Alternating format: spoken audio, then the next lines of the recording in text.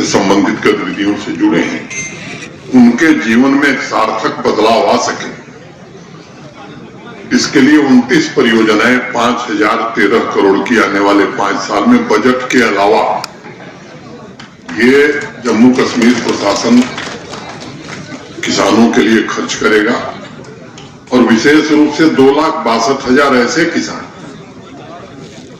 जिन्हें हम marginal farmer कहते हैं, जिनके पास जमीन बड़ी कम है, उनका जीवन भी बदलेगा। मुझे लगता है जम्मू कश्मीर की अर्थव्यवस्था भी कुछ ठीक होगी, बड़े पैमाने पर बढ़ेगी। और जिन बातों का जिक्र अभी भारत भूषण जी कर रहे थे, आप सबको मालूम है कि फॉडर के मामले में जम्मू कश्मीर आत्मनिर्भर नहीं, हम बाहर से ले आते, उसमें इसकी भी व्यवस्था हमने की है कि लगभग 80% फॉडर जम्मू कश्मीर में ही पैदा हो, इसका इंतजाम उन परियोजनाओं में हमने समाहित किया हुआ है। तो मैं मानता हूं, और दूसरी बात मैं कहना चाहता हूं कि जो उत्साह मैं देख रहा हूं जम्मू कश्मीर के कृषि और संबंधित विभाग के हमारे जो अधिकारी हैं, कर्मचारी हैं और ढेर सारे किसान हैं, उस उत्साह के आधार पर मुझे विश्वास हो गया है ये जो परियोजनाएं हैं उनको पूरा करने में हम जरूर सफल होंगे। एक तो छोटी बातें मैं कहना चाहता हूं, खासतौर से जम्मू के क्षेत्र में इस बात की बड़ी चर्चा रहती है कि बड़ा भेदभाव हुआ। मुझे लगता है उससे बाहर आने की जरूरत है, हमें क्या करना है इस पर सोचने की जरूरत है। एक बात मैं स्पष्ट रूप से और जिम्मेदारी से कहना चाहता हूं कि वो जमाना खत्म हो गया कि किसी के साथ भेदभाव हो। भारत के सम्माननीय प्रधानमंत्री जी का बार बार मैं समझता हूं कि आप सब उनको सुनते भी हैं, कोई भी क्षेत्र हो उसका विकास हो, इसके लिए जो भी सरकार को और प्रशासन को करना चाहिए वो किया जाएगा और कोई भेदभाव नहीं होगा। 2-3 बातें मैं कहना चाहता हूं। एक दिन हम लोग रिव्यू कर रहे थे कि किसानों को बैंक आर्थिक सहायता या क्रेडिट कितनी देते हैं। आपको जानकर आश्चर्य होगा, इसलिए मैं इस बात का जरूर जिक्र जानबूझ के कर रहा हूं कि कश्मीर डिवीजन में और जम्मू डिवीजन में जमीन आसमान का अंतर है। कश्मीर के किसान भाई वो भी पर्याप्त नहीं इस्तेमाल कर रहे हैं, लेकिन जम्मू की तुलना में बहुत ज्यादा बैंकों से सहायता वो ले रहे हैं। तो मुझे लगता है कि यहाँ जो हमारे प्रबुद्ध लोग और खासतौर से हमारे जो एग्रीकल्चर और लाइट सेक्टर के हमारे साथी हैं, अफसरान, उनसे मैं निवेदन करना चाहता हूं कि इस काम में हमें तत्परता से आगे बढ़ने की जरूरत है, क्योंकि बिना उसके खेती आगे नहीं बढ़ सकती। कुछ कानून थे जो प्रतिगामी थे, रिग्रेसिव थे, उन कानूनों को हम लोगों ने बदल दिया है। पता नहीं आप में से कितने लोगों को मालूम है, हाई डेंसिटी प्लांटेशन की अनुमति जम्मू संभाग में पहले नहीं थी। ये बात पता नहीं कितने लोग जानते हैं। अब हाई डेंसिटी प्लांटेशन जम्मू संभाग में हो सकता है, ये भी 2-2.5 साल पहले ये कानून बदला गया है। कानून था ऑर्चर्ड बगीचा लगाने के लिए रेवेन्यू मिनिस्टर, राजस्व मंत्री की अनुमति की जरूरत होती थी और काटने के लिए भी उसकी जरूरत होती थी। उसे भी बदल दिया गया, अब किसी से अनुमति लेने की जरूरत नहीं है, जो किसान चाहे वो बगीचा लगा सकता है, ऑर्चर्ड लगा सकता है। और एक तीसरा कानून था कि 4 कैनाल से कम जमीन वाला किसान हाई डेंसिटी प्लांटेशन नहीं कर सकता है, उसे भी बदल दिया गया, क्योंकि हम मानते हैं कि जो सबसे कम जोत का किसान है, जिसके पास सबसे कम जमीन है, उसको सबसे ज्यादा जरूरत है हाई डेंसिटी प्लांटेशन की।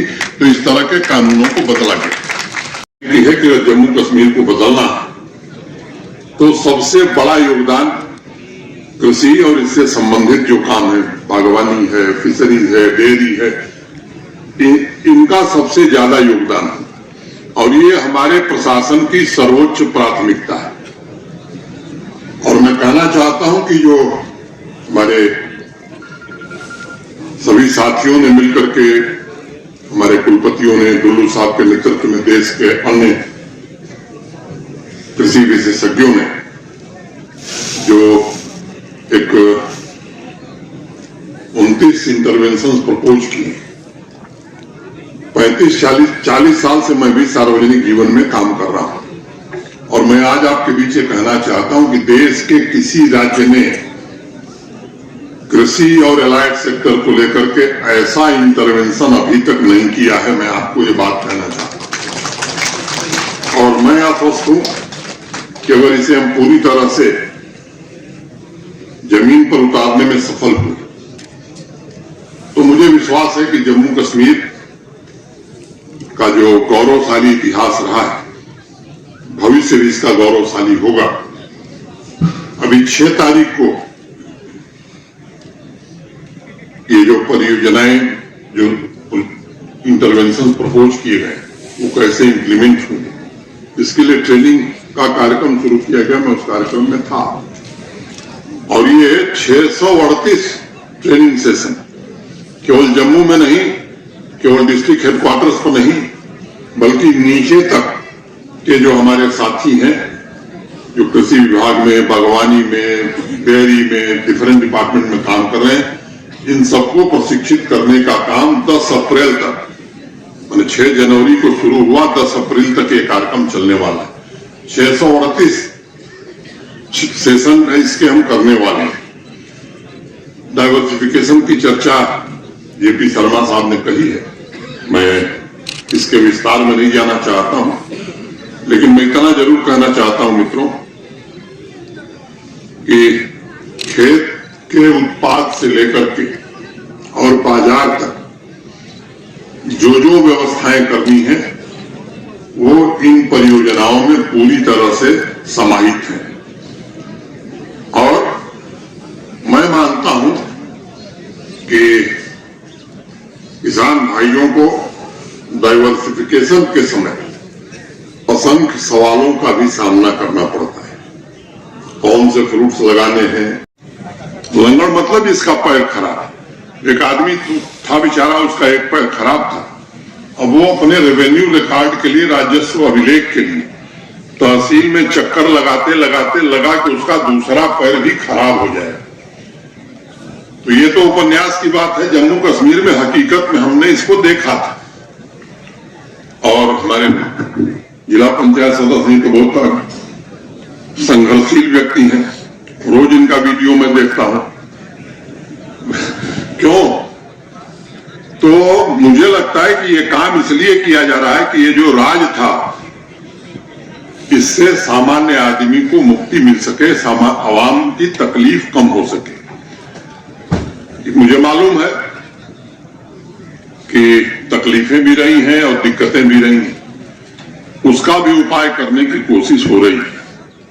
400 से ज्यादा सर्विसेज ऑनलाइन की गई और केवल ऑनलाइन नहीं की गई, आने वाले 3 महीने में इसमें से अधिकांश ऑटो मोड में हो जाएंगे।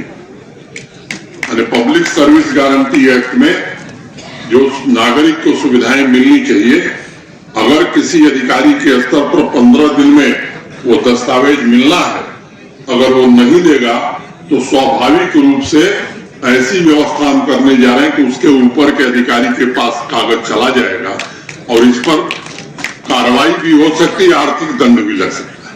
तो एक कोशिश की जा रही है कि एक पारदर्शी व्यवस्था हो। मैं विषय से थोड़ा अलग हट गया। आप आगे वाला देख लो, मैं तो आगे वाला देख लो।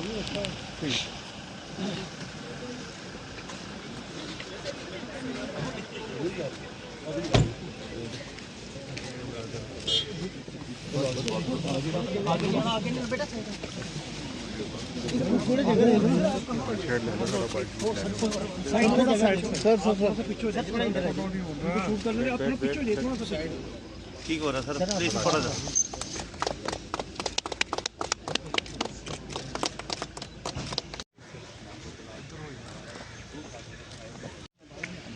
अंदर की करना है, अंदर जरूरत नहीं है।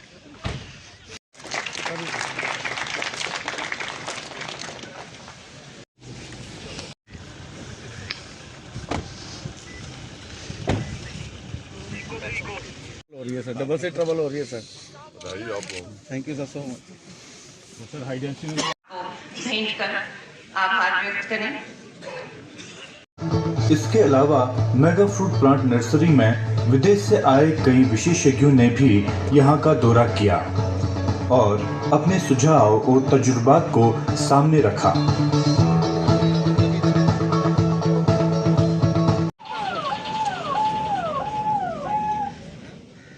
बारे में संपूर्ण जानकारी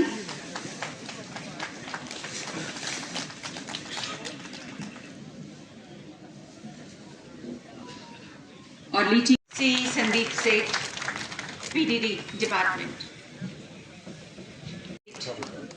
अगर हमारे बीच मौजूद हैं एंड वी आर एक हो जाएगा, आगे पीछे जाओगे ना फिर सारे ने आगे पीछे टूट जाना है, इतने जाओ।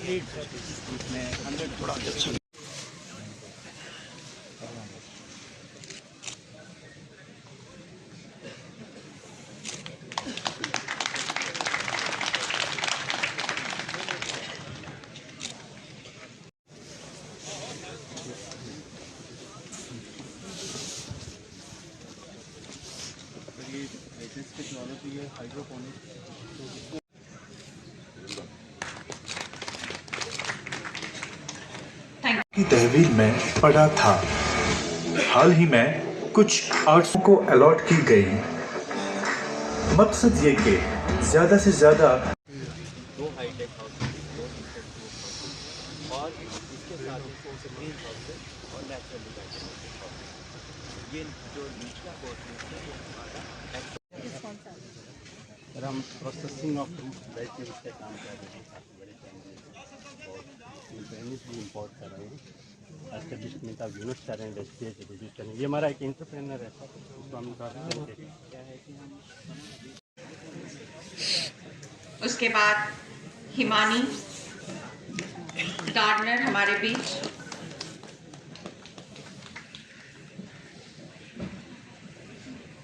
रूटेड प्लांट्स होते हैं उनको हम तैयार करते हैं और इससे ये होता है कि जो सॉइल में इन्फेक्शन होती है तो प्लांट को उससे प्रोटेक्शन मिलता है।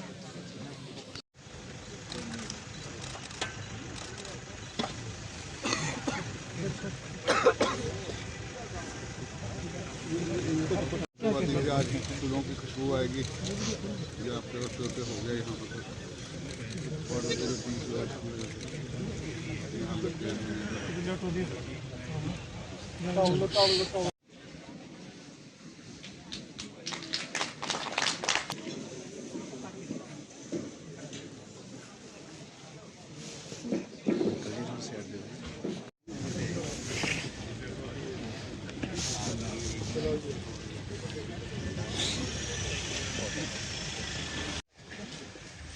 यार आगे कैमरा नहीं करो।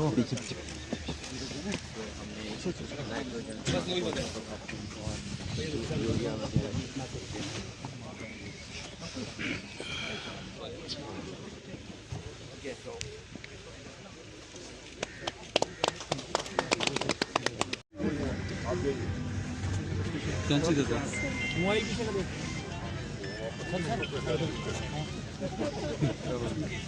सर थोड़ा सा मोबाइल नीचे करना। ठीक है।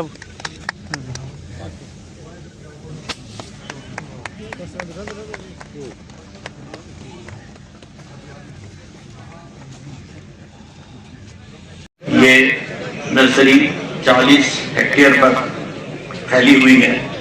इसमें मदर ब्लॉक्स हैं 4, मैंगो के, गोवा के, सिट्रस के, लीची के। एक सेपरेट ब्लॉक है ड्रैगन फ्रूट और स्ट्रॉबेरी का। 2 हाईटेक पॉली ग्रीन हाउसेस लगाए गए हैं जहां पर सेंसर बेस्ड इसका कल्टीवेशन होता है। 2 इंसेक्ट प्रूफ नेट हाउसेस बनाए गए हैं। 3 नेचुरली वेंटिलेटेड स्ट्रक्चर्स बनाए गए हैं। एक fully automatic micro irrigation system कि हर पौधे को माइक्रो इरिगेशन के माध्यम से इरिगेशन मिलता है और जितना इरिगेशन उसको चाहिए उतना ही इरिगेशन मिलता है। इसी तरह से जो फर्टिलाइजर भी उसको चाहिए पौधे को, वो भी ऑटोमेटिक तरीके से पौधे की रिक्वायरमेंट के अनुसार उसको मिलता है। यहाँ पर ऑटोमेटिक वेदर स्टेशन भी कायम किया गया है जो कि 5 पैरामीटर्स को मॉनिटर करता रहता है। यहाँ प्रेसिपिटेशन कितना हुआ, यहाँ की रिलेटिव ह्यूमिडिटी क्या है, यहाँ का टेम्परेचर क्या है, यहाँ की विंड वेलोसिटी क्या है और यहाँ का इवेपोट्रांसपिरेशन क्या है। आपने ये भी समझ लिया होगा कि इस मेगा फ्रूट प्लांट नर्सरी में आधुनिक मशीनरी और इक्विपमेंट उपलब्ध